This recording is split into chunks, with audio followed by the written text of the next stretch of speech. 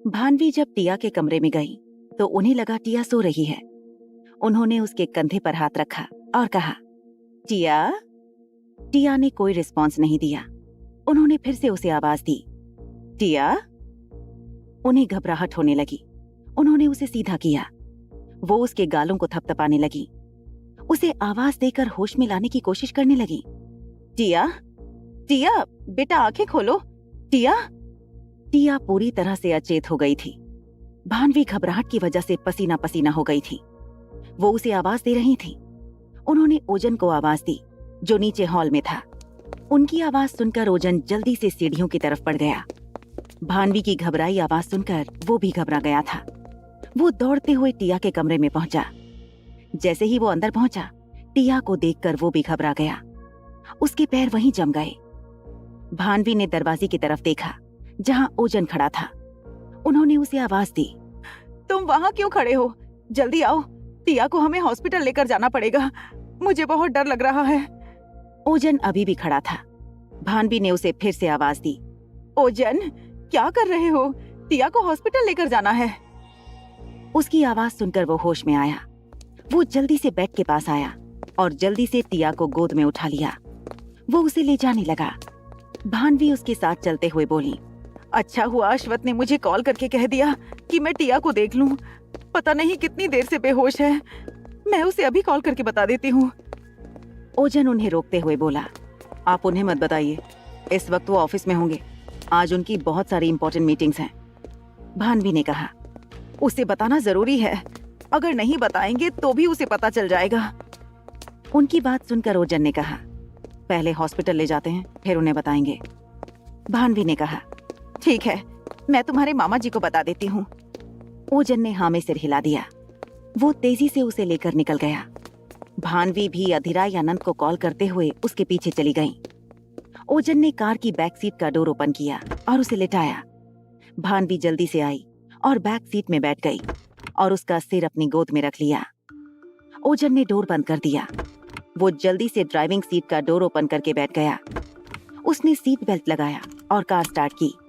वो जल्द से जल्द उसे हॉस्पिटल पहुंचाना चाहता था। वो बहुत स्पीड से कार ड्राइव कर रहा था। अश्वथ भानवी को कॉल कर रहा था, पर वो आंसर नहीं कर रही थी। उनका ध्यान तो टिया पर था। भानवी को कॉल आंसर न करता देखकर अश्वथ को भी लगने लगा कि टिया ठीक नहीं है। उसने जल्दी से युवान को फोन मिलाया। युवान, जो हड़बड़ी में कंपनी से बाहर निकलकर कार पार्किंग में पहुंचा ही था, उसने अपना फोन निकाला और अश्वथ का कॉल देखकर उसकी घबराहट और ज्यादा बढ़ गई। वो खुद से बोला, कितने घमंड के साथ कहा था टिया का ख्याल रखेंगे। उसे एक दिन भी नहीं हुआ है और उसकी ये हालत हो गई है, लेकिन बताना तो पड़ेगा।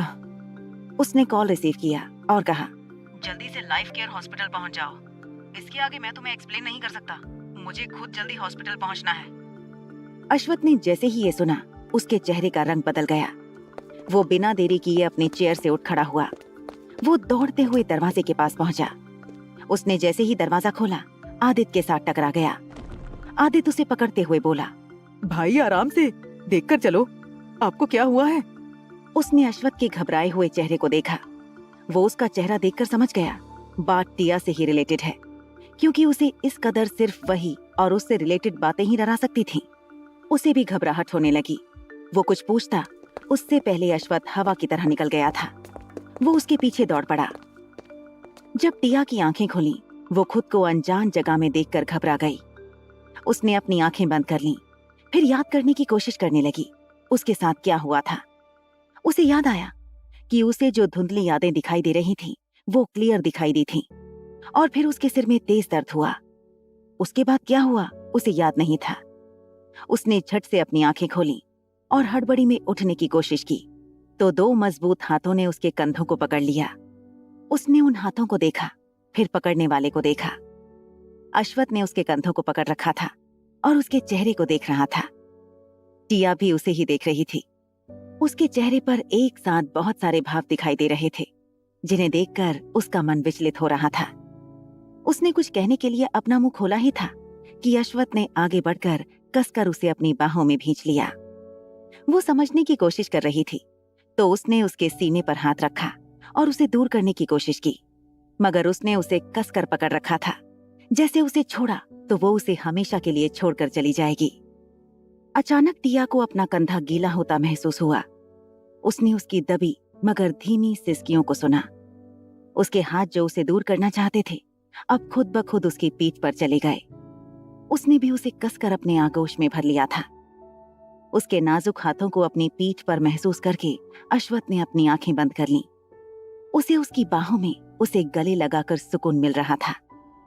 जब युवान ने उसे तुरंत हॉस्पिटल आने के लिए कहा तो हॉस्पिटल पहुंचने तक और उसे सही सलामत देखने तक उसकी हालत खराब हो गई थी। पल पल बस एक ही डर सता रहा था, कहीं उसे कुछ हो ना जाए, वो उससे अलग ना हो जाए। उसने हॉस्पिटल पहुंचने तक बस टिया के सही सलामत होने की दुआ मांगी थी। वो उसके बिना जीने का सोच भी नहीं सकता था। वो खुद को खोने को तैयार था, पर उसे नहीं। अगर वो उससे जुदा हो गया तो वो कुछ संभाल नहीं पाएगा और ना ही खुद को संभाल पाएगा और ना अपने बच्चों को संभाल पाएगा।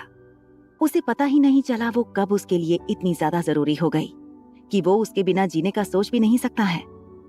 उसने उसकी गर्दन और कंधे के जोड़ पर अपने होंठ रखे। अभी भी उसकी आंखों से आंसू बह रहे थे। टिया का हाथ जो उसकी पीठ पर था, उसकी पीठ से होते हुए उसके सिर के पीछे तक बालों में पहुंच गया। आहिस्ते से वो दूर हुआ। उसने उसके चेहरे को अपने हाँका और उसने कहा, हमारा कार एक्सीडेंट हुआ था जिसमें सबसे ज्यादा इंजर्ड मेरी पत्नी हुई थी। उसकी जिंदगी और मौत पर बनाई थी। जान तो बच गई लेकिन उसकी याददाश्त चली गई है। डॉक्टर नीलेश ने हमें जो भी इंस्ट्रक्शन दिए थे हमने पूरी कोशिश की। जब तक वो फिजिकली एंड मेंटली ठीक नहीं हो जाती उसे जबरदस्ती याद करवाने की कोशिश नहीं कर रहे हैं। डॉक्टर सिंह ने कहा, मैंने मिसेस आर्यन की रिपोर्ट देखी है और मैं डॉक्टर नीलेश से अग्री करता हूँ। हमें कुछ टाइम वेट करना होगा। अभी अभी तो आपकी वाइफ कोमा से बाहर आई हैं। उसे किसी भी चीज की टेंशन ना लेने दें। कम से कम हमें 1 महीने नहीं तो 1 हफ्ते तक वेट करना ही होगा। उसके बाद ही मिसेस आर्यन के हेल्थ को एनालाइज करके उनका ट्रीटमेंट स्टार्ट कर सकते हैं। वैसे तो उनकी याददाश्त टेम्परेरी है, कभी भी वापस आ सकती है। 1 दिन में, 1 हफ्ते में, 1 महीने या फिर 1 साल या उससे ज्यादा का भी वक्त लग सकता है। लेकिन इस बात का ध्यान रखना होगा कि उनके दिमाग पर कोई बुरा असर ना पड़े। इस वक्त उनके दिमाग की नसें बहुत वीक हैं। सबसे ज्यादा इंजर्ड मिसेस आर्यन ही हुई थी।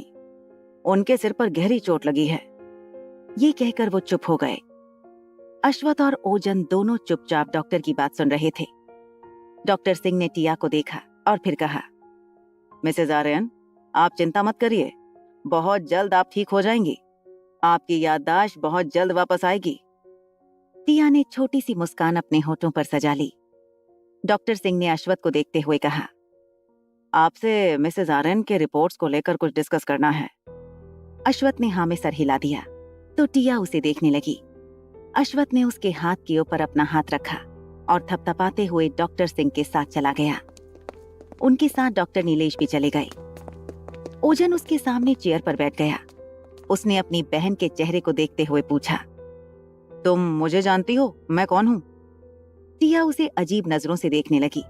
उसे जवाब ना देता देखकर और अजीब नजरों से घूरते देखकर ओजन ने कहा, ओके, मैं खुद बता देता हूँ। मैं तुम्हारा जुड़वा बड़ा भाई हूँ और तुम्हें मेरी रिस्पेक्ट करनी चाहिए बिकॉज तुम मुझसे छोटी हो। टिया ने मुंह बनाते हुए कहा, तुम मुझसे ज्यादा बड़े नहीं हो। हम तो साथ में इस दुनिया में आए हैं ना, फिर मैं तुम्हें बड़ा भाई क्यों बोलूं? उसकी बात सुनकर ओजन उसे हड़बड़ाहट से देखने लगा। उसे तो लग रहा था कि वो उसे याद ही नहीं है, बल्कि उसे उसको बताना पड़ेगा। लेकिन वो उसे नहीं भूली थी। ये सुनकर और देखकर वो खुश हो गया। वो उसके सिर को सहलाते हुए बोला, चलो तुम फिर से नहीं भूली, वरना रिपीट टेलीकास्ट करना पड़ता। टिया ने पूछा, मैं यहाँ पर क्या कर रही हूँ? मुझे कौन उठा कर लाया? ओजन ने कहा, तुम्हें मैं हॉस्पिटल लेकर आया हूँ। हम सब घबरा गए थे। तुमने सबकी जान निकाल दी थी। मैं और मामी जी तो डर से कांप रहे थे। सबसे ज्यादा हालत खराब तो मामी जी की थी। वो तो डर की वजह से पसीना पसीना हो गई थी। ये सुनकर टिया उसका चेहरा देखने लगी। ओजन ने फिर टिया से पूछा, तुम्हें क्या हुआ था? तुम्हें अपने दिमाग पर जोर डालने की क्या जरूरत थी? अगर तुम्हें याद आना होगा तो याद आ जाएगा। तुम अपने साथ जबरदस्ती क्यों करती हो? तुमने तो जीजा जी को रुला दिया। तुमने the weapon king Ashwath Aryan को रुला दिया। तुम सोच भी नहीं सकती थी, उनकी आंखों में अपने आप आंसू भर आए थे। वो कितने घबरा गए थे।